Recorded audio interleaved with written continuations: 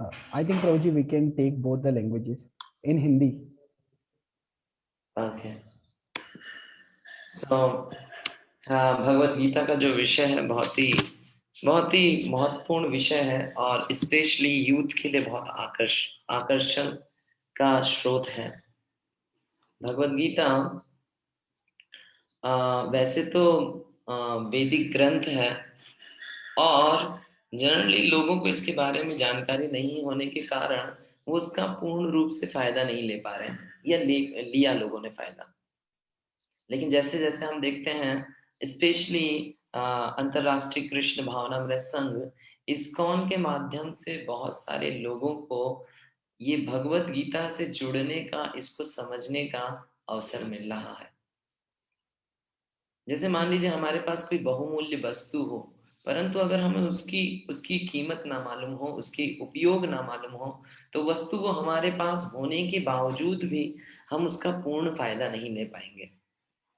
जैसे मान लीजिए किसी के पास बहुत ही लेटेस्ट मोबाइल है, जिसमें सारे फीचर्स हैं जो हम सोच सकते हैं, लेकिन अगर हमें मालूम नहीं होगा कि ये मोबाइल कौन सी जनरेशन का है या कब का है, तो हम उसका उसका पूर्ण रूप से बेनिफिट नहीं ले पाएंगे। जैसे बटन मोबाइल आता है ना, उसमें कुछ बेसिक फंक्शंस होते हैं, तो वो व्यक्ति क्या करेगा, उस मोबाइल का उपयोग सिर्फ कॉल करने के लिए करेगा। उसको नहीं मालूम कि किस प्रकार से इस मोबाइल के माध्यम से अन्य कई सारी चीजें करी जा सकती हैं। इससे वीडियो कॉल करी जा सकती है, इसमें इंटरनेट का उपयोग किया जा सकता है। उसी तरह भगवत गीता रूपी जो बहुमूल्य संपदा हमें हमारे आचार्यों ने, गुरुजनों ने दी है, अगर अगर हमें उसके विषय में नहीं मालूम होता है तो हम उसका उपयोग नहीं कर पाते। कई लोग को इतना ही उपयोग मालूम होता है कि उसको लाल कपड़े में लपेट के मंदिर पे रखा जाता है, और कई लोग वास्तव में इसीलिए परचेस करते हैं भगवत गीता को कि उसको वो ले जाएंगे, लाल कपड़े में लपेट के मंदिर में रख देंगे और उसको कभी नहीं खोलेंगे। हाँ, भगवत गीता पूजनीय वस्तु है, मंदिर में रखने की भी वस्तु है, भगवान का स्वयं ग्रंथ अवतार है, परंतु हर चीज की अपनी एक यूटिलिटी होती है, उपयोग करने का तरीका होता है। जैसे भगवान तो इस भौतिक जगत में कई तरीके से आते हैं, जैसे भगवान विग्रहों के रूप में आते हैं, अर्चा विग्रह के रूप में आते हैं, भगवान इस भौतिक जगत में नाम के रूप में आते हैं, परंतु भगवान प्रसाद के रूप में आते हैं, खाने वाला प्रसाद, परंतु हर चीज की उपयोगिता अलग अलग होती है ना। जैसे भगवान का अर्चा विग्रह तो उसका पूजन किया जाता है, भगवान अगर प्रसाद के रूप में है तो उसको ग्रहण किया जाता है, खाया जाता है। अगर भगवान नाम के रूप में आए हैं तो उसको गाया जाता है, कानों से सुना जाता है। लेकिन जब भगवान ग्रंथ के रूप में आए हैं तो क्या करना चाहिए? ग्रंथ के रूप में अगर भगवान आए हैं, चलिए आप लोगों से पूछते हैं, मान लीजिए भगवान ग्रंथ के रूप में आए हैं, तो क्या करेंगे? उसको उसको पूजा करेंगे, उसको खाएंगे, क्या करेंगे उसको? हम्म? हाँ, अनमोल मिश्र अनमोल मिश्र और राघव बताते हैं, बोल रहे हैं कि पढ़ेंगे, वेरी गुड, पढ़ेंगे उसको, तभी तो उसका फायदा मिल पाएगा। हाँ? नहीं तो क्या होगा, उसका उसका फायदा नहीं मिल पाएगा। आप उसका सम्मान जरूर हो रहा है, आप मंदिर में रख रहे हो, पूजा कर रहे हो, उसका सम्मान जरूर हो रहा है, परंतु उसका फायदा नहीं मिलेगा हमें, है ना। तो श्रीमद् भगवत गीता एक बहुत ही रोचक विषय है, बहुत ही ज्ञानवर्धक विषय है, और आप सभी लोगों को बहुत बहुत धन्यवाद कि आप लोगों ने इस विषय में अपनी रुचि दिखाई, है ना। मैं आशा करता हूँ कि आप सभी लोग युवा वर्ग के लोग हैं। किसी का फोटो तो नहीं दिख रहा है, नाम दिख रहा है सिर्फ, लेकिन फिर भी हाँ, हाँ, युवा हो, बच्चे हो, बूढ़े हो, किसी भी उम्र के हो, किसी भी हाँ, किसी भी स्तर के क्यों ना हो, भगवत गीता सभी के लिए लाभप्रद है ना। अच्छा बताइए, भगवत गीता पढ़ने का विषय है, ये तो पता चल गया। अच्छा, भगवत गीता पढ़ने का विषय है, तो इसको किस उम्र में पढ़ना चाहिए? जैसे लोग बोलते हैं कि बुढ़ापा आ जाएगा तो हमें तब पढ़ना चाहिए भगवत गीता, तब पढ़ेंगे, है ना।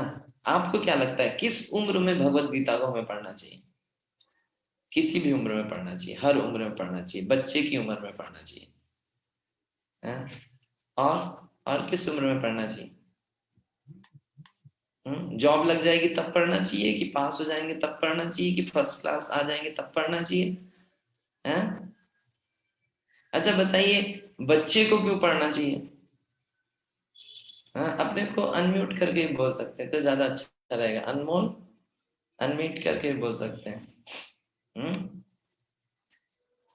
क्यों बच्चे को पढ़ना चाहिए? हमेशा पढ़ना चाहिए, ज्ञान अर्जित करने की कोई उम्र नहीं है। सब अच्छा अच्छा बता रहे हैं। हाँ। लेकिन बच्चे को क्यों पढ़ना चाहिए, इसका उत्तर दीजिए। बच्चों को क्यों पढ़ना चाहिए? यस चंदन, हरे कृष्णा प्रभु जी। बताइए, बच्चे को क्यों पढ़ना चाहिए भगवत गीता?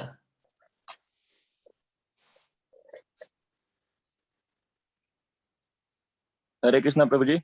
हाँ हरे कृष्णा, बताइए, आपकी आवाज आ रही है। मेरा प्रश्न है, बच्चे को क्यों भगवत गीता पढ़नी चाहिए? प्रभु जी, बच्चों का जो संस्कृति है वो जो बचपन में विकसित करते हैं वही उनके लाइफ टाइम चलता है। अगर हम उन्हें बचपन भगवत गीता का ज्ञान देंगे तो उनमें वो वैदिक संस्कृति वो परिलक्षित होगा जो आगे चलकर हम हमारे और भविष्य के निर्माण में काफी महत्वपूर्ण भूमिका निभाएगा। हाँ बहुत अच्छा उत्तर दिया, हाँ चंदन जी ने।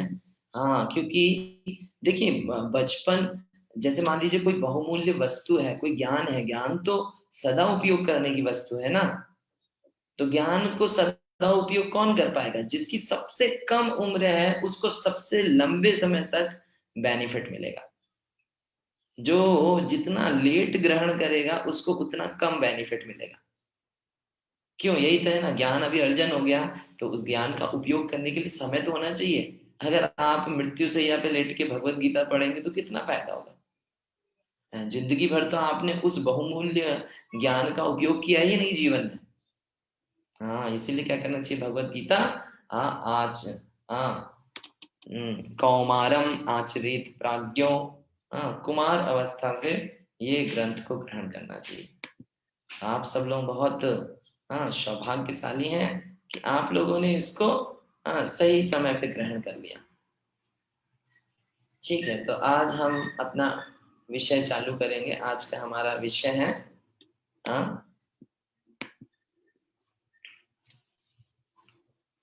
द्वितीय हम भाग को आज कर रहे हैं, और आज का हमारा विषय है पैचअप सॉल्यूशन और परफेक्ट सॉल्यूशन। क्या सॉल्यूशन चाहिए हमें जीवन में? पैचअप सॉल्यूशन चाहिए या परफेक्ट? तो उसको करने से पहले हम कुछ प्रार्थना करेंगे। तो मैं आपको रिक्वेस्ट करूंगा, अगर आप अनम्यूट करके मेरे पीछे पीछे इसको बोल सकते हैं तो आप इसको देख के पढ़ सकते हैं। अपने को अनम्यूट करके मेरे पीछे पीछे बोलिए। नमो ओम विष्णुपादाय, नमो ओम विष्णुपादाय भूतले कृष्ण पृष्ठाय कृष्णपृष्ठाय भूतले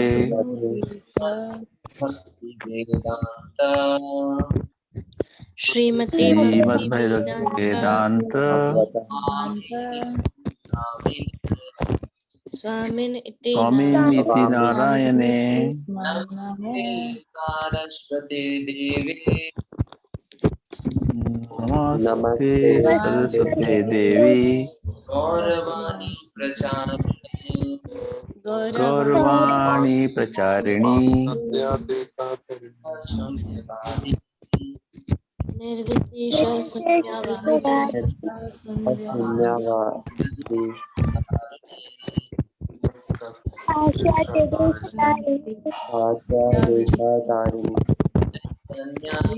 श्री कृष्ण चैतन्य प्रभु प्रभु नित्यानंद अद्वैत गदाधर श्री अद्वैत गौर भक्त वृंद श्रीवासादि गौरभक्तवृंद हरे हरे कृष्णा कृष्णा Hare हरे Krishna, हरे हरे कृष्ण रामा कृष्ण हरे कृष्ण रामा हरे राम हरे Rama हरे Rama. राम हरे हरे राम राम हरे जय गुरु जी। हरे हरे। राम राम हरे हरे। धन्यवाद। तो म्यूट कर दीजिए अभी सब। ओके, तो हमारा आज का विषय है पैचअप सॉल्यूशन और परफेक्ट सॉल्यूशन। पैचअप सॉल्यूशन क्या होता है? जैसे जैसे मान लीजिए हम कोई कपड़ा पहनते हैं ना, तो कपड़ा कई बार फट जाता है जगह जगह से। तो उसको पहले बोलते थे, हिंदी में बोलते हैं टाली मारना। टाली मारना या हाँ शायद टाली मारना ही बोलते हैं हिंदी में। कि किस तरह से जैसे कपड़ा यहाँ से फट गया, इसको सिल दिया, यहाँ से इधर से फट गया सिल दिया, इधर से फट गया सिल दिया। लेकिन ये वास्तविक सॉल्यूशन नहीं है, क्योंकि समय होने पे ये जो कपड़ा है वो सड़ जाता है और अलग अलग जगह से घिस जाता है, फट जाता है। तो हम अगर ये कपड़े की आयु खत्म हो गई है, तो आप कितने ही टांके मारो इस कपड़े में, लेकिन ये चलने वाला नहीं है ज्यादा दिन, अलग जगह से दूसरी जगह से फट जाएगा। तो इसको कहा जाता है पैचअप सॉल्यूशन। हाँ ठीक है, यहाँ से फट गया, इसको सिल दो, काम चलाओ, कंटिन्यू। यहाँ से फट गया, इधर भी सिल दो, यूज करते रहो। This is called patch up solution. Perfect solution, हाँ फट गया है, दोबारा रिपेयर नहीं हो सकता, चलो दूसरा चेंज कर दो, दूसरा दे दो। हाँ, तो इस तरह से हम अपने जीवन में बहुत सारी समस्याओं से निरंतर जूझते रहते हैं, और उन समस्याओं से जूझते रहते हुए हम अलग अलग पैचअप सॉल्यूशंस को अपनाते हैं। हाँ मेरे जीवन में ये समस्या है, चलो ये कर लिया। हाँ इससे थोड़ी समस्या कुछ देर के लिए टल गई। अगर मेरे जीवन में कुछ अगली समस्या आई, दूसरा पैचअप सॉल्यूशन लगाया, कुछ समय के लिए उससे राहत मिली। लेकिन इस तरह से जो पैचअप सॉल्यूशंस होते हैं वो हमें टेम्पररी बेनिफिट्स देते हैं, टेम्पररी रिलीफमेंट देते हैं। वो परमानेंट सेटिस्फैक्शन, परमानेंट सॉल्व नहीं करते हैं हमारी समस्याओं को, है ना। जैसे मान लीजिए किसी के शरीर में बहुत सारे दाने हो रहे हैं, या कहेंगे उसको, हाँ दाना हो जाता है, कभी इधर हाथ में दाना हो गया, इधर क्रीम लगा दी, दाना खत्म हो गया, फिर वो दूसरे हाथ में आ गया, इधर भी क्रीम लगाई, खत्म हो गया, फिर पैरों में आ गया। तो इस प्रकार से वो क्या करेगा, पैचअप सॉल्यूशन, अलग अलग जगह पैचेस लगा के उसको अपने सॉल्यूशंस फाइंड करने का प्रयास करेगा। लेकिन जब वो किसी डॉक्टर के पास जाएगा तो डॉक्टर उसको बताएगा पैचअप सॉल्यूशन से काम नहीं होगा तुम्हारा, तुम्हें परमानेंट सॉल्यूशन लेना पड़ेगा, तुम्हारे ब्लड में इम्प्योरिटी है, उसकी वजह से अलग अलग जगह दाने हो रहे हैं। तो वो क्या करेगा, ब्लड प्यूरिफायर देगा। तो जो कोई साधारण व्यक्ति, उसको तो समझ में ही नहीं आएगा, उसको लगेगा कि मेरा दाना यहाँ पे है और वो दे रहा है ब्लड की प्यूरिफाई करने की दवाई।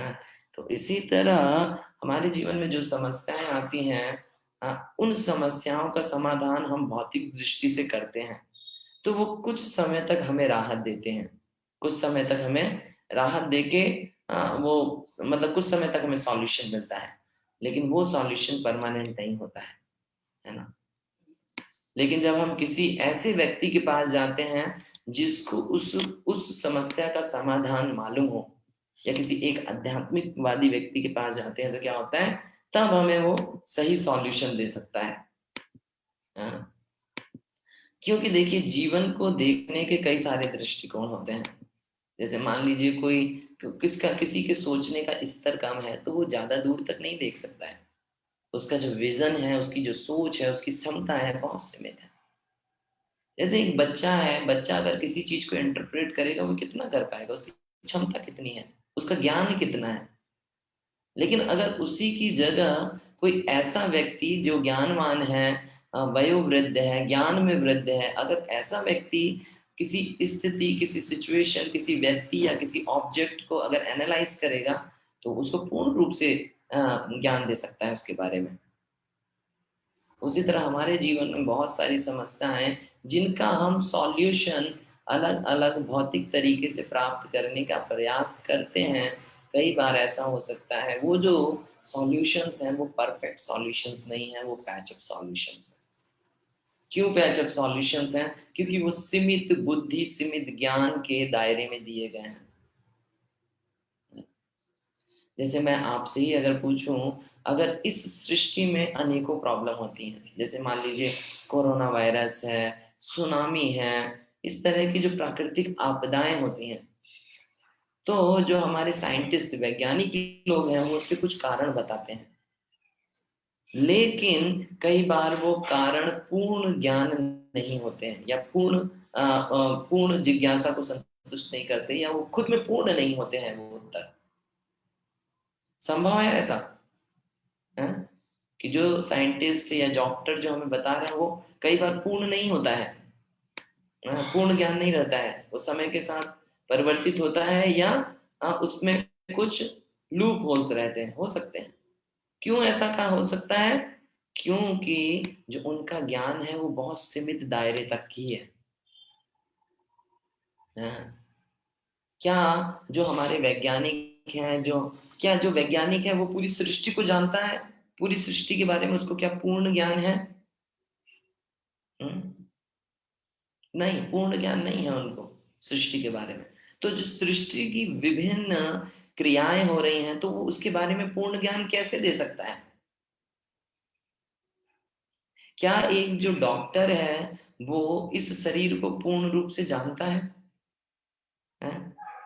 हमारी बॉडी कितनी कॉम्प्लेक्स है, ब्रेन का स्ट्रक्चर कितना कॉम्प्लेक्स है, स्टमक का स्ट्रक्चर कितना कॉम्प्लेक्स है, कैसे ऑब्जर्प्शन होता है बॉडी में, कैसे ब्लड बनता है। They can understand to some limit, they can not claim themselves to the perfect knower. वो अपने आप को परफेक्ट नहीं बोल सकते। क्यों? क्योंकि ये शरीर ही अपने आप में इतना वास्ट है, इतना विस्तृत है कि एक डॉक्टर भी इसको पूर्ण रूप से नहीं जानता है। तभी तो जब ऐसी विपद स्थिति आती है तो कई बार डॉक्टर भी बोल देते हैं कि अब तो भगवान से ही प्रार्थना कीजिए। कई बार होता है ऐसा। वो उसकी तबीयत खराब है, उसका डाइजेस्ट नहीं होता है, या कुछ भी छोटी सी समस्या है, डॉक्टर पूरा रिसर्च कर देते हैं उसकी बॉडी पे, उसको पता ही नहीं चलता है कारण क्या है। होता है ऐसा कई लोगों के साथ। क्यों? क्योंकि वो इस शरीर को भी पूर्ण रूप से नहीं जान सकते। जब इस शरीर को, जिसको इतने सालों से वो स्टडी कर रहे हैं, वो नहीं जान सकते, तो वो कैसे अन्य जो शरीर हैं उनके बारे में हमें ज्ञान देंगे? कितने सारे जीवात्मा हैं, कितने सारे शरीर हैं, 84 लाख योनियां हैं। तो इस तरह से जो भौतिक ज्ञान रखते हैं, जो भौतिक ज्ञान की पराकाष्ठा है, ये तो पराकाष्ठा ही है ना भौतिक ज्ञान की, डॉक्टर्स, साइंटिस्ट, रिसर्चर्स, लेकिन ये लोग भी पूर्ण ज्ञान नहीं दे सकते हैं। तो इनके द्वारा जो दिया गया समाधान है, कई बार वो पूर्ण नहीं होता है, उसमें भी कई बार त्रुटियां हो सकती हैं। अभी प्रश्न आता है कि पूर्ण ज्ञान प्राप्त कहाँ से होगा, परफेक्ट सॉल्यूशन हमें कैसे मिलेगा? तो आज हम इसको पढ़ेंगे। ये हमारे कुछ टॉपिक्स हैं जिनको हम पढ़ेंगे। हम भगवत गीता का रेफरेंस लेके इन चर्चाओं को करेंगे। तो भगवत गीता का कल आपने पढ़ा था किस प्रकार से भगवत गीता की शुरुआत हुई, जो उसका बैकग्राउंड है उसके बारे में कल आपने पढ़ा। आज हम पढ़ेंगे किस तरह से जो युद्ध था वो होना सुनिश्चित था। क्यों होना सुनिश्चित था? क्योंकि ये भगवान की स्वयं की इच्छा थी।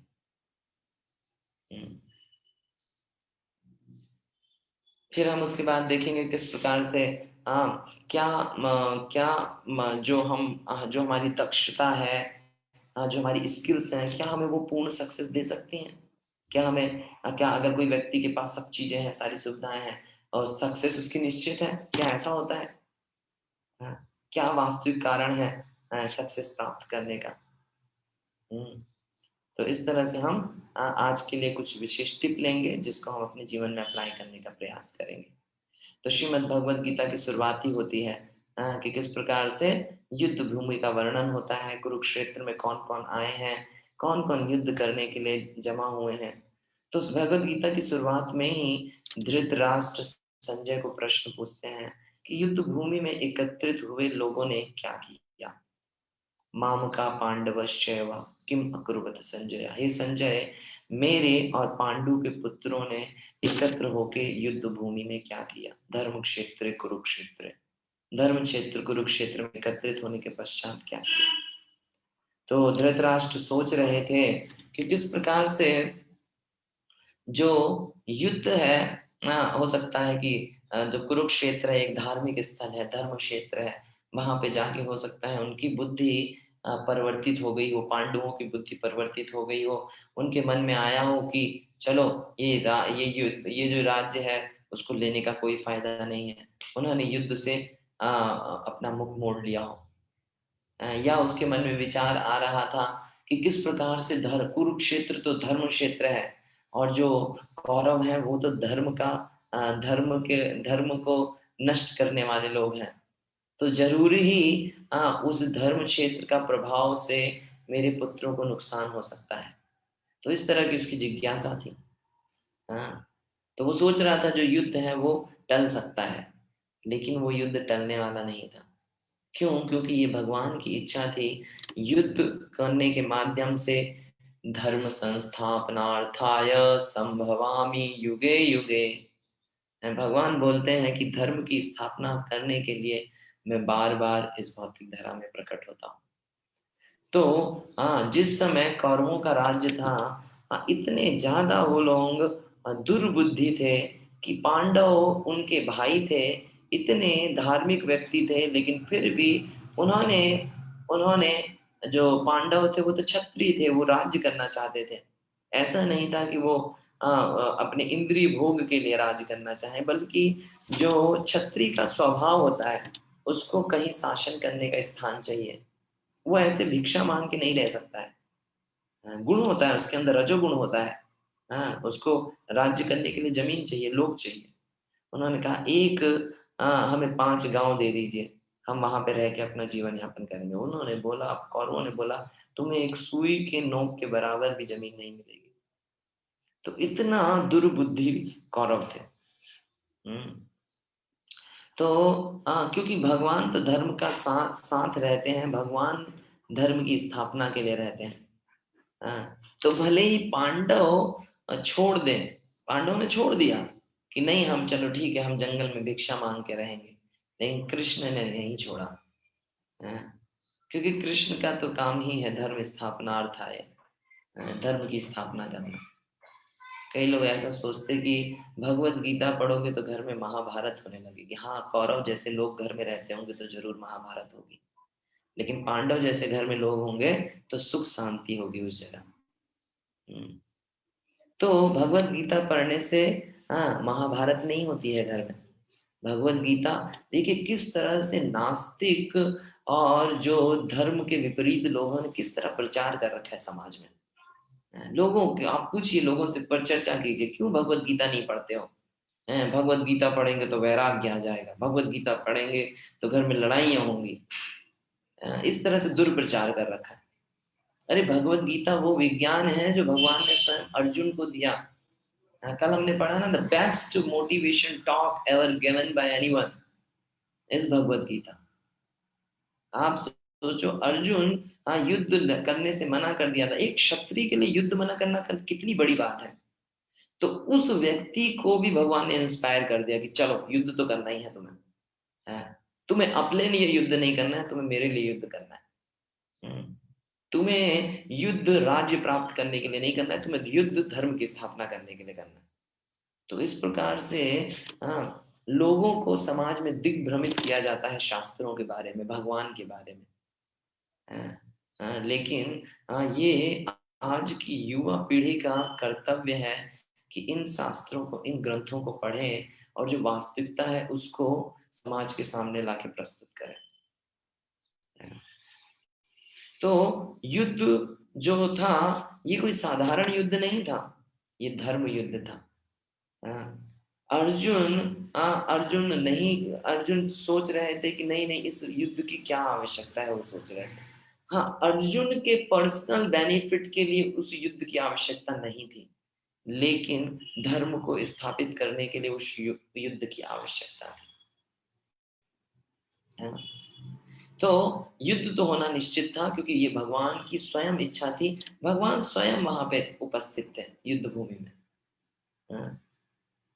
और ये बहुत सुंदर वर्णन आता है भगवत गीता में, किस प्रकार से अर्जुन, जो भगवत गीता की शुरुआत होती है, तो भगवत गीता की शुरुआत में आ, आ, पूरा जो युद्ध भूमि है पूरी तैयार थी युद्ध करने के लिए। कौरव पांडव दोनों की सेना तैयार है, दोनों तरफ से लोग उत्साहित थे युद्ध करने के लिए। लेकिन भगवान को उस बीच में एक महत्वपूर्ण कार्य करना था। वो क्या था? श्रीमद् भगवत गीता का उपदेश देना था। भगवान ने क्या किया? अर्जुन को भगवत गीता का ज्ञान देने के लिए प्रेरणा, मतलब भगवत गीता का ज्ञान कृष्ण से बोलने के लिए अर्जुन एक प्रेरणा बनी। अर्जुन को इंस्पायर किया भगवान ने।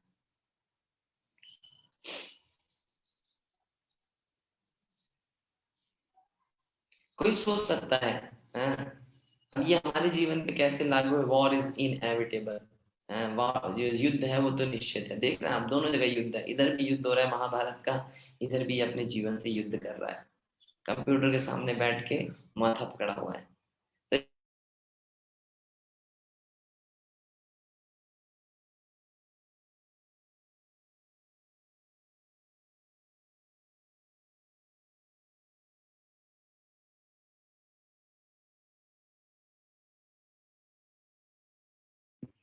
हरे कृष्णा।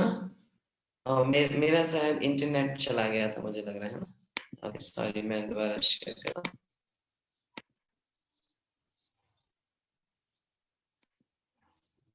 ओके हाँ, तो हम चर्चा कर रहे थे किस प्रकार से जो हर कोई व्यक्ति अपने जीवन में युद्ध कर रहा है। हाँ, अपनी भौतिक समस्याओं को लेकर के, अपने जीवन में पारिवारिक समस्याओं को लेकर के, जॉब को लेकर के, हर जगह युद्ध है। हाँ, नहीं है युद्ध? एक बच्चे को अपने पढ़ाई से युद्ध करना पड़ता है, एक युवा को अपने अनर्थों से युद्ध करना पड़ता है, एक व्यक्ति।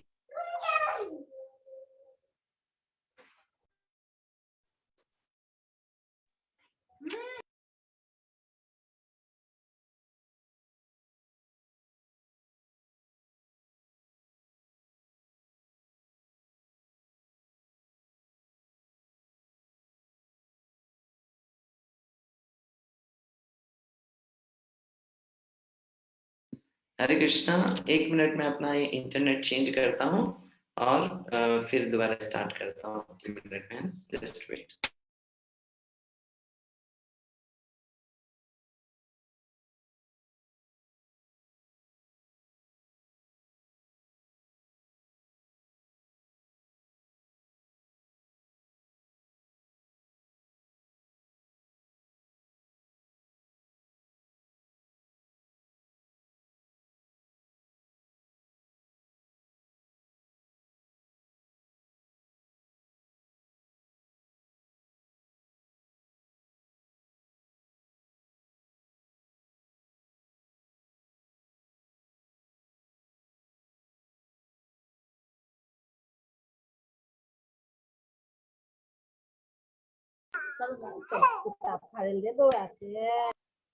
हरे कृष्णा। ओके, अभी इंटरनेट जाएगा तो देखता हूँ। अभी नहीं problem. Okay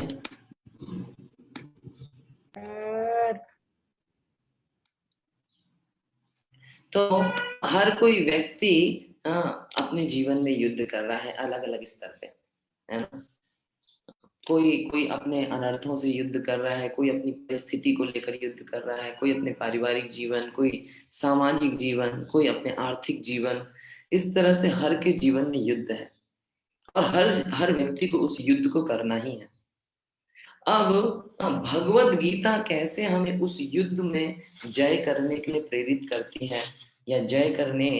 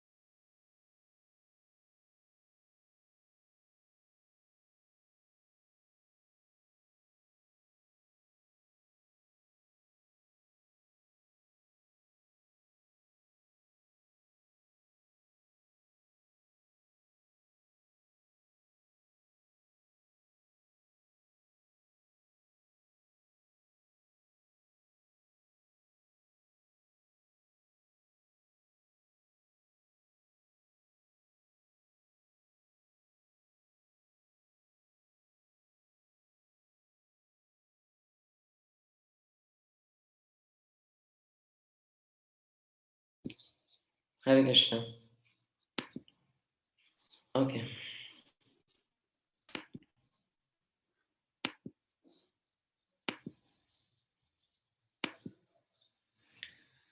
okay, sorry for interruption, will continue. So हाँ, हम चर्चा कर रहे थे किस प्रकार से हर के जीवन में कुछ ना कुछ युद्ध है, अलग अलग स्तर पे हमें उन युद्धों से जूझना पड़ता है। तो अर्जुन जो युद्ध कर रहे थे वो क्या था? हाँ, वो था कि किस प्रकार से धर्म की अधर्म पे जय। भगवत गीता का ज्ञान क्या है? भगवत गीता का ज्ञान हर एक व्यक्ति के लिए है और वो उसको मदद करेगा किस प्रकार से उसके जीवन युद्ध में बाहर आने के लिए। जिस प्रकार से अर्जुन ने वो ज्ञान ग्रहण किया और वो युद्ध में जय हुआ, उसी तरह ये आध्यात्मिक ज्ञान को ग्रहण करके हम अपने जीवन के युद्ध में जीत सकते हैं। तो कोई सोच सकता है मेरे जीवन में क्या समस्या है? सब तो है, पैसा है मेरे पास जॉब है, अच्छा घर है, सब तो अच्छा है, मेरे जीवन में तो युद्ध नहीं है। हाँ, हो सकता है भौतिक संपदा है हमारे पास, है पारिवारिक सुख है हमारे पास, लेकिन आत्मिक आनंद, आत्मिक सुख तब तक हमें प्राप्त नहीं हो सकता जब तक कि हम भगवत गीता या भगवान के विषय में ज्ञान अर्जन ना करें। आप देखते हैं कि कितने लोगों के पास बहुत धन होता है, बहुत संपदा होती है, सब कुछ होता है, परंतु फिर भी उनके जीवन में एक आनंद, एक तृप्ति का अनुभव नहीं होता है ना। कई लोग देखते हैं ना, बड़े बड़े लोग सुसाइड कर लेते हैं, डिप्रेशन में चले जाते हैं, इंटॉक्सिकेशन करने लगते हैं। बताइए, एक अगर आदमी सुखी है, आनंद है, क्यों वो नशा करता है, क्यों शराब पीता है, क्यों स्मोकिंग करता है? अगर कोई अपने जीवन में खुद आनंद का अनुभव कर रहा है, हृदय में जिसके आनंद है, वो क्यों बाहर की चीजों में सुख ढूंढेगा, बाहर की चीजों में आनंद ढूंढेगा? क्योंकि वो विभिन्न समस्याओं के बीच में घिरा हुआ है, और जब वो उन समस्याओं को भुला नहीं पाता है या उन समस्याओं के द्वारा ग्रसित हो जाता है, तो उन समस्याओं से दूर जाने के लिए वो नशा करता है, वो शराब पीता है, वो स्मोकिंग करता है। तो इस प्रकार से हर व्यक्ति के जीवन में कुछ ना कुछ समस्याएं हैं और उसको इन समस्याओं से पार करना पड़ेगा। ये श्रीमद् भगवद गीता का बहुत महत्वपूर्ण श्लोक है जो हमें बताता है कि किस प्रकार से हमारे जीवन में किस प्रकार से हर स्तर पे युद्ध है, और उस युद्ध में जय होने का रास्ता भी बताता है। क्या क्या युद्ध है हमारे जीवन में? इसमें बोलते हैं, मात्र स्पर्शास्तु कौन्तेय शीतोष्ण सुख दुःखदा आगमापायिनो अनित्यास्तां तितिक्षस्व भारत। इसमें बोलते हैं कि किस प्रकार से ये जीवन में सुख और दुख हमेशा आता रहता है, जिस प्रकार से सर्दी और गर्मी आती रहती है। कितना अच्छा ज्ञान है। कभी हमारे जीवन में दुख आता है तो हमें ये नहीं सोचना चाहिए कि मेरे जीवन में जिंदगी भर दुख रहेगा। हाँ, वो दुख मेरे जीवन में एक दिन, एक हफ्ते, एक महीने, एक साल के लिए हो सकता है,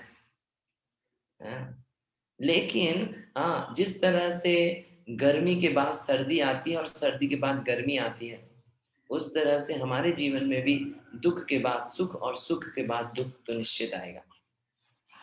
तो इसीलिए बोलते हैं कि जो व्यक्ति इन जो परिस्थितियां हैं उनसे प्रभावित नहीं होता है, वो वास्तविकता में धीर पुरुष है। वो वास्तविकता में अपने जीवन को आनंद पूर्वक जी सकता है। जैसे कई बार होता है हमारे जीवन में थोड़ा सा सुख आया तो हम सोचते हैं हाँ कितना अच्छा है, जिंदगी भर सुख रहेगा, जिंदगी भर ऐसे ही चलता रहेगा।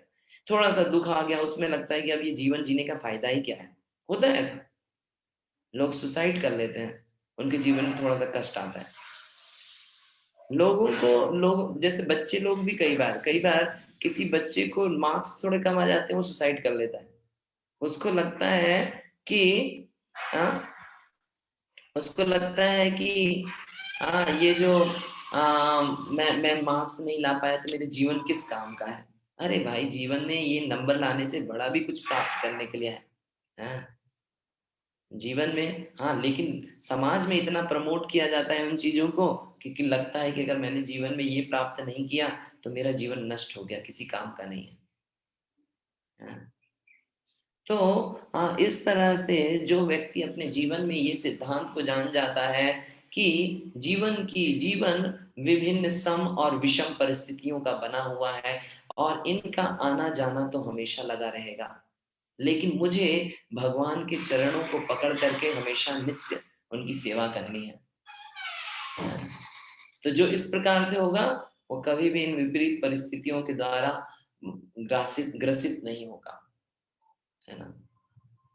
तो हमारे जीवन में युद्ध तो करना ही पड़ेगा, लेकिन अगर हम अर्जुन की तरह कृष्ण के चरणों का आश्रय ले लेंगे तो जिस प्रकार से कौरवों की सेना में सब पूर्ण रूप से वो दक्ष थे, सारे उनके जीवन में, उनका युद्ध भूमि में, युद्ध क्षेत्र में सब तरह से वो लोग पारंगत थे, लेकिन फिर भी वो सब होने के बावजूद भी वो लोग नहीं जीत पाए। तो यही हमारा अगला विषय है, कि किस प्रकार से क्या एक्सपर्टाइज और organisation the cause of success. क्या अगर मैं बहुत ज्यादा स्किलफुल हूँ, बहुत दक्ष हूँ, बहुत सारे रिसोर्सेज हैं मेरे पास, तो क्या ये चीज सुनिश्चितता है कि मैं जीतूंगा ही? अगर इस विषय में बात करें तो हमने बताया कि किस प्रकार के कौरव तो पूर्ण रूप से दक्ष थे ना, सब चीज थी उनके पास क्या नहीं था? उनके पास भीष्म देव जैसे महायोद्धा थे, जिसको अपनी इच्छा मृत्यु का आशीर्वाद था। द्रोणाचार्य जैसे योद्धा थे जिन पे जीत पाना असंभव था। कर्ण भी शक्तिशाली थे, और ये सब होने के बावजूद भी पांडवों की साइड देखिए कौन है? पांडवों की साइड सबसे जो शक्तिशाली है वो अर्जुन और भीम ही है। दुर्योधन के पास 11 अक्षौणी सेना थी, और अर्जुन के पास उसके आधी के बराबर 7 अक्षौणी सेना। लेकिन अर्जुन बहुत बुद्धिमान थे। जब उनको चयन करने के लिए बोला गया कि आपको कृष्ण चाहिए या कृष्ण की आर्मी, उनकी सेना चाहिए, तो अर्जुन ने बिना किसी सोच के, बिना किसी हिचकिचाहट के कृष्ण का चयन किया। तो अगर हमारे जीवन में कुछ भी नहीं होगा लेकिन कृष्ण होंगे तो हम जीवन की हर स्थिति से जय प्राप्त कर लेंगे, भले ही वो कितनी ही विपरीत क्यों ना हो, कितनी ही शक्तिशाली क्यों ना हो। लेकिन आपके जीवन में सब कुछ होगा, लेकिन अगर आपके जीवन में कृष्ण नहीं होंगे तो आप सब कुछ जीतने के बाद भी हार जाएंगे, है ना। प्रभुपाद जी, श्रील प्रभुपाद, जिन्होंने इस्कॉन की संस्थापना करी, क्या था उनके पास? 40 रुपए लेके गए थे वो विदेश में। चूंकि उनके पास कृष्ण थे, उन्होंने पूरे विश्व में कृष्ण भावनामृत आंदोलन की नींव रख दी। आज लाखों करोड़ों लोग कृष्ण भावनामृत आंदोलन से जुड़ के भगवान के नाम का जप कर रहे हैं, भगवत गीता पढ़ रहे हैं, प्रचार कर रहे हैं।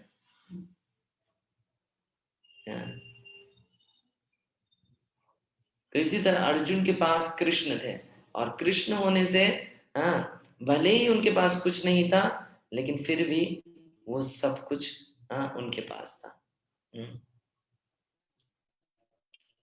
सोच सकता है कि क्या सक्सेस, जैसे हम प्लान करते हैं ना, सक्सेस कैसे मिलेगी? प्लान करते हैं, अरे ये कर लेंगे, ये कर लेंगे, ऐसा करेंगे, वैसा करेंगे तो हम जीत जाएंगे, ऐसे ही तो प्लान करते हैं। हम इतना प्रयास करेंगे तो ये मिल जाएगा, तो फिर ऐसा करेंगे, नहीं। जैसे इसमें दे रखा है steps of success, identify the right people,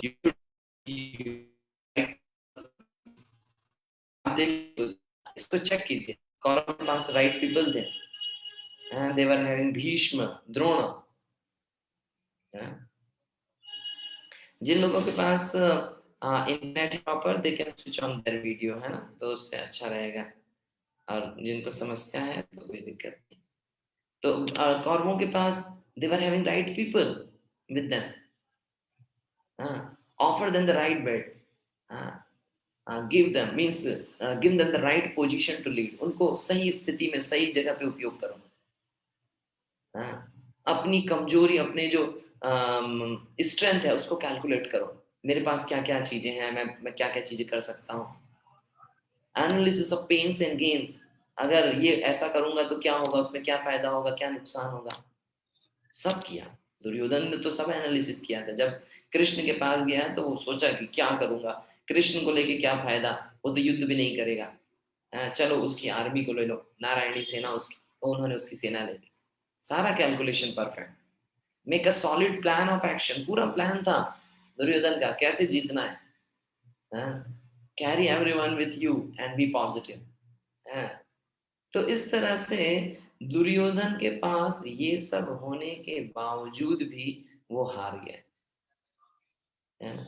तो ऐसा नहीं कहा जा सकता कि हम जो प्लानिंग कर रहे हैं पूर्ण रूप से वो सब सक्सेसफुल होगी। जैसे भगवत गीता में बोलते हैं, पश्यताम पांडुपुत्राणाम आचार्य महतिम च महम व्यूढ़म द्रुपद पुत्रेण तब शिष्येन धीमता। किस प्रकार से जो धृतराष्ट्र होते हैं, धृतराष्ट्र बोलते हैं कि किस प्रकार से देखो द्रुपद के पुत्र ने ये पूरी सेना को लगाया है, बिल्कुल पॉलिटिशियन था दुर्योधन। तब शिष्य न धीमता, आपका ही शिष्य है ये, जिसने पांडवों की सेना को सजाया है वो आपका ही शिष्य है। कौन शिष्य है? द्रुपद का पुत्र है ये। धृष्टद्युम्न नहीं बोला, धृष्टद्युम्न क्योंकि वो तो छोटा व्यक्ति, द्रोणाचार्य के सामने भी जो धृष्टद्युम्न है उसकी कोई वैल्यू ही नहीं है। क्या बोला उन्होंने? द्रुपद पुत्रेण, द्रुपद का पुत्र है ये, आपका शत्रु का पुत्र है। तो इस प्रकार बहुत पॉलिटिकल व्यक्ति दुर्योधन, उसको मालूम किसको कैसे उपयोग करना है। द्रुपद और द्रोणाचार्य की आपस में बैर थी, तो उसने जब द्रुपद पुत्र ने बोला तो द्रोणाचार्य को बताना चाहता ये आपके शत्रु का बेटा है और आपका ही शिष्य है, इसने ये सेना लगाई है। तो देखिए ये लोग आपसे युद्ध करने के लिए, उसको उकसाने के लिए दुर्योधन को, है ना। तो इस प्रकार से दुर्योधन के पास सब कुछ होने के बावजूद भी वो हार गया।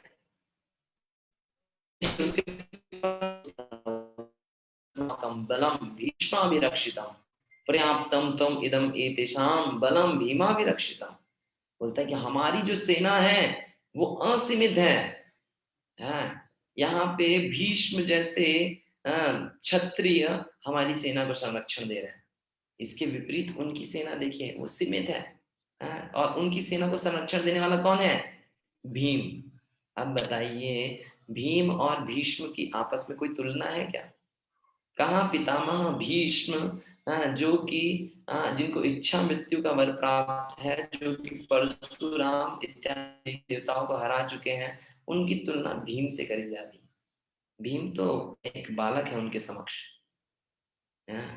तो इस प्रकार से ये सब होने के बावजूद भी ये सब निश्चितता नहीं है कि आप जीतेंगे। Even after doing such expert management, Duryodhan failed. इतना सब कुछ करने के पश्चात भी दुर्योधन हार गया। दुर्योधन की हार हुई उसका कारण क्या था?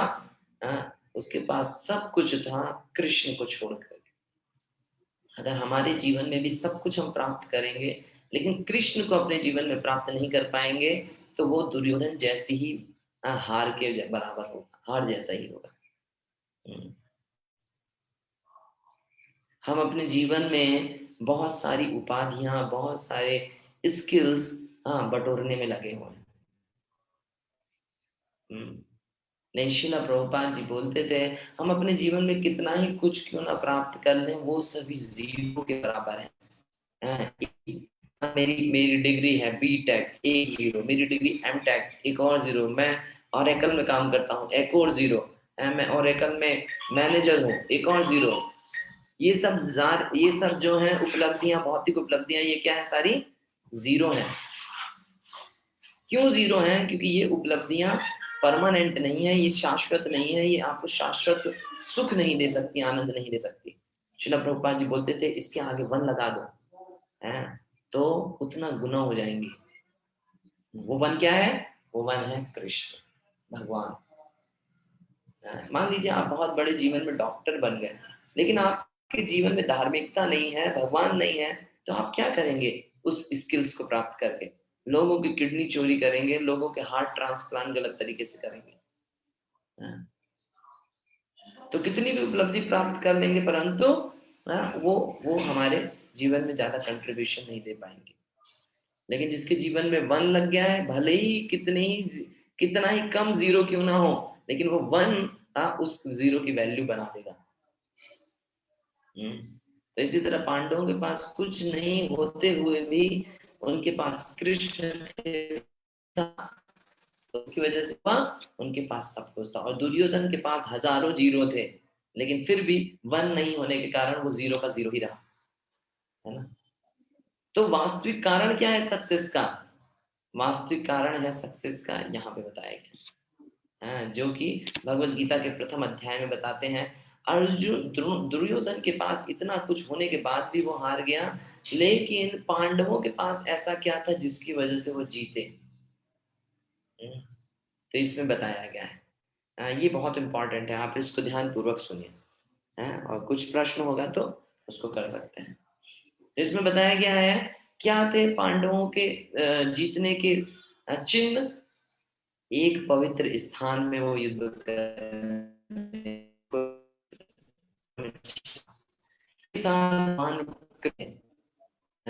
उनको लक्ष्मीपति कृष्ण का आशीर्वाद था।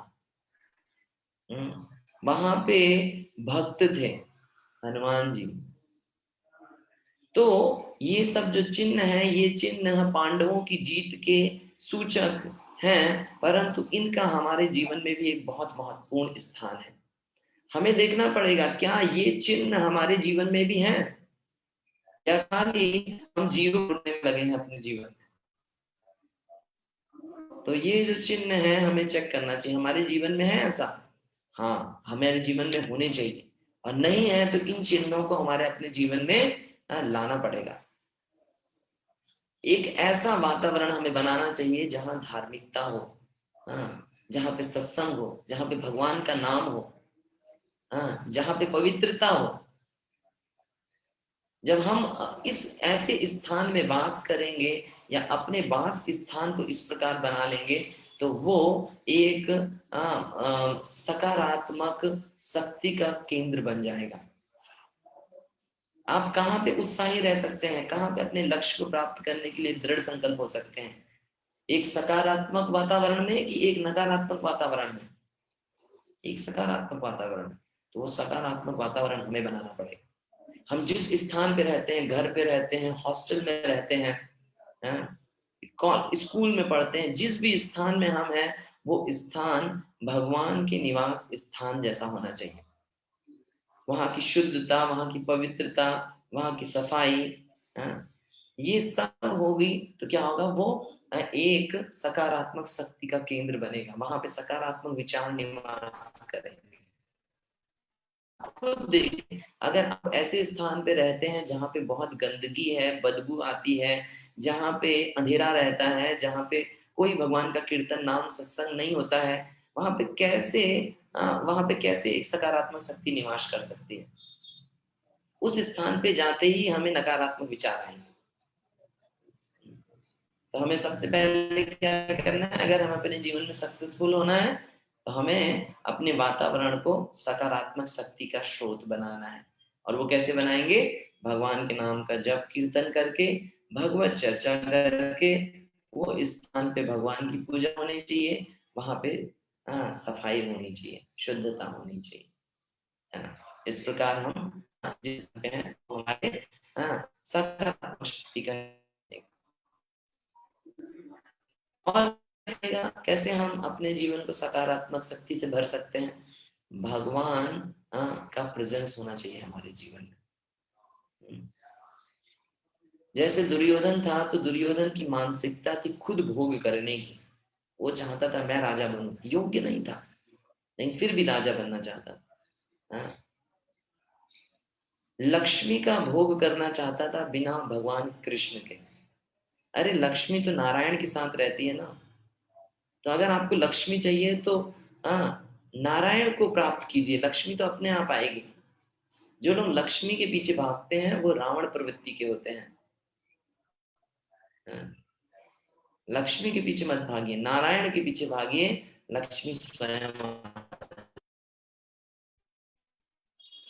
दुर्योधन जिंदगी भर लक्ष्मी को प्राप्त करने का प्रयास किया, सुख संपदा भौतिकता को प्राप्त करने का प्रयास किया, उसके पास टिकी ही नहीं, क्योंकि लक्ष्मी का स्वभाव है चंचला। लक्ष्मी का एक नाम है चंचला, वो रुकी नहीं सकती है एक स्थान पे, स्पेशली आसुरिक प्रवृत्ति के लोगों के पास। वो नारायण के चरणों में उसका वास है। तो अगर आप भगवान की भक्ति करेंगे, भगवान के भक्त बनेंगे, तो लक्ष्मी तो स्वयं आपके पास आएगी, क्योंकि नारायण है जहां पे, वहां तो लक्ष्मी आना ही पड़ेगा ना, नारायण की सेवा के लिए।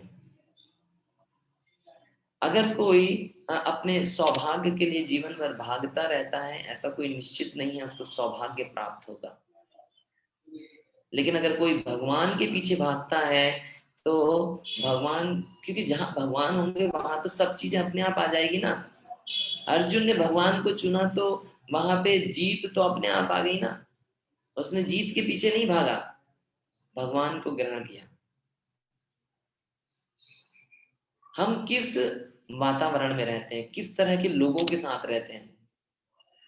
दुर्योधन के चारों ओर ऐसे लोग थे जो दुर्योधन को हमेशा कूटनीति, राजनीति और गलत पद पे आगे बढ़ने के लिए प्रेरित करते रहते हैं। तो हमें देखना पड़ेगा हमारे जीवन में आसपास किस तरह के लोग हैं। क्या इस तरह के लोग हैं जो हमें दुर्योधन की तरह भोग करने में लिप्त कर रहे हैं, या पांडवों की तरह भगवान की भक्ति करने के लिए प्रेरित कर रहे हैं। हम जिस संघ में रहते हैं बहुत महत्वपूर्ण है। वो संघ हमारा चयन करता है कि हम किस प्रकार के होंगे। अगर हम ऐसे लोगों के आसपास रह रहे हैं जो भोगी हैं, जो लोग सेल्फिश हैं, आत्म केंद्रित हैं, वो कभी भी उनके संग में रह के हमारा कुछ कल्याण नहीं होने वाला। इसीलिए हम किस तरह के लोगों के आसपास, हमारे पास आसपास कौन से लोग हैं, ये बहुत महत्वपूर्ण है। हाँ, तो हमें अपने जीवन में योगेश्वर को ग्रहण करना है। योगेश्वर, यत्र योगेश्वरो कृष्णा, जहाँ पे योगेश्वर कृष्ण होंगे, यत्र पार्थो धनुर्धरा, जहाँ पार्थ जैसे भक्त होंगे, तत्र श्री विजयो भूतिर, वहां पे श्री मतलब लक्ष्मी, विजय विक्ट्री, भूति ऑपुलेंस, ध्रुवानी तिर्मतिर्ममा, निश्चित रूप से ये सारी चीजें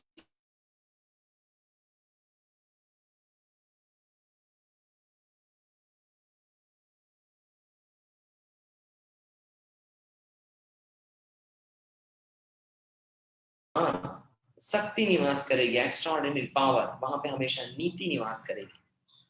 तो आपको चयन करना है अपने जीवन में, आप क्या दुर्योधन की तरह सेल्फिश होकर अपना जीवन जीना चाहते हैं, या पांडवों की तरह भगवान को केंद्र रख के जीवन जीना चाहते हैं। और देखिए, जब भगवान को हम अपने जीवन का केंद्र बनाते हैं तो भगवान किस तरह से हमारे जीवन में पार्थ सारथी बन जाते हैं। भगवान का नाम है ना पार्थ सारथी।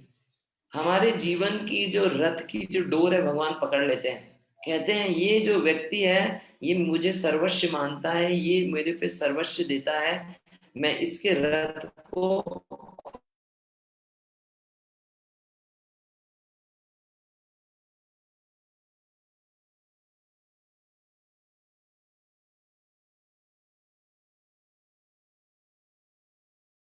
रूप से अपने आप को समर्पित करने को तैयार है, तो क्यों नहीं मैं उसके जीवन का जो रथ है उसकी डोर को खुद संभालूं।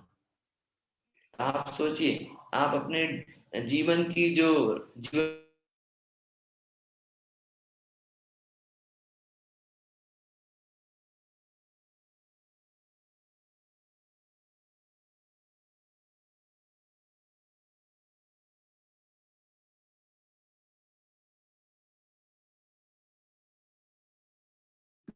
हरे कृष्ण। तो हमें देखना पड़ेगा कि हम अपने जीवन के जो रथ है उसकी डोर किसको देना चाहते हैं। अगर हम भगवान अर्जुन जैसे भक्त होंगे तो भगवान कृष्ण स्वयं हमारे जीवन की डोर को पकड़ेंगे और सद्धाम को ले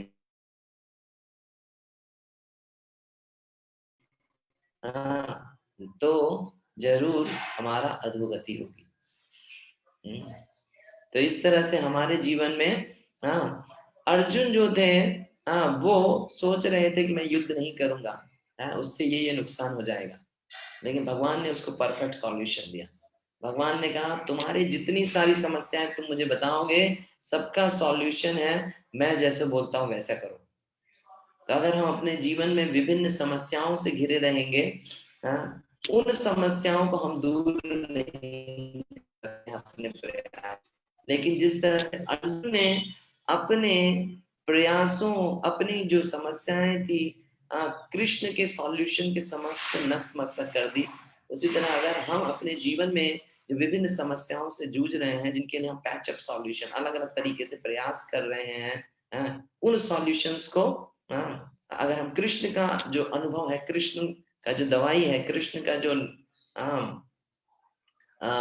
दिशा निर्देश है, उसको अगर जीवन में ग्रहण कर लेंगे तो पूर्ण रूप से फायदा मिलेगा।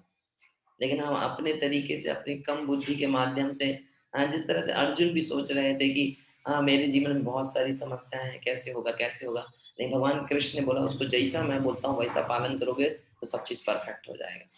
तो इसी तरह अगर हम अपने जीवन में भगवान कृष्ण को ग्रहण करेंगे तो भले ही हमारे जीवन में कितनी ही क्यों ना दिक्कतें क्यों ना हो, कितनी ही विपत्ति क्यों ना हो, लेकिन फिर भी भगवान कृष्ण के चरणों का आश्रय पा करके हम बहुत आसानी से मुक्त हो सकते हैं अपनी समस्याओं से।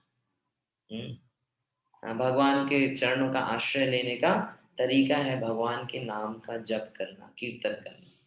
हरे कृष्णा कृष्णा कृष्णा हरे हरे, हरे राम राम राम हरे हरे। इस तरह से जब हम भगवान के नामों का गुणगान करेंगे, कीर्तन करेंगे, तो ये जो नाम गुणगान है ये क्या करेगा, हमें भगवान का आश्रय लेने का एक माध्यम बनेगा। तो मैं आज का जो